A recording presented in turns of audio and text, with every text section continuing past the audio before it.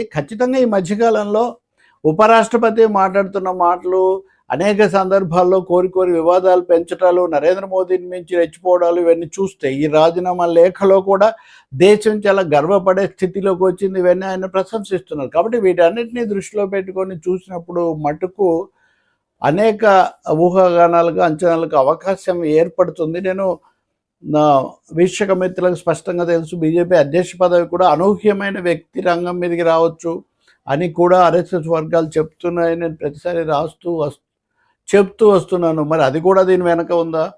మనమేమి చెప్పలేము. ఉపరాష్ట్రపతి పదవి దాకా వెళ్ళారు కాబట్టి. కాదు, నడ్డాని పదవిలో కూర్చోబెట్టడానికని కొంతమంది ఊహాగానాలు, శశి థరూర్ను కూర్చోబెట్టడానికి ఇంకొంత ఊహాగానాలు. 2027 అంటే ఇంకా 1-2 ఏళ్లకు లోపే ఈ పదవీ కాలం ముగుస్తుంది. రాష్ట్రపతిగా ఎలివేట్ కాకపోవడం కూడా వెంకయ్య నాయుడు కూడా కాలేదు, చాలాసార్లు కాలేదు, ఒక్కరికి తప్ప. కాబట్టి ఆ విధంగా చూసినప్పుడు అటువంటి విభేదాలు ఉన్నాయా మనకు తెలియదు. కానీ సంఘ పరివారు బీజేపీలో ఆలోచన ధోరణికి చాలా ప్రబలమైన ప్రతినిధిగా ఉన్నటువంటి జగదీప్ ధంకర్ని అంత తేలిగ్గా రాజీనామా చేస్తారని కానీ తర్వాత ఆయన వదులుకుంటారని కానీ మనం చెప్పలేము. ఇది ఖచ్చితంగా రాజకీయమైనటువంటి నిర్ణయమే.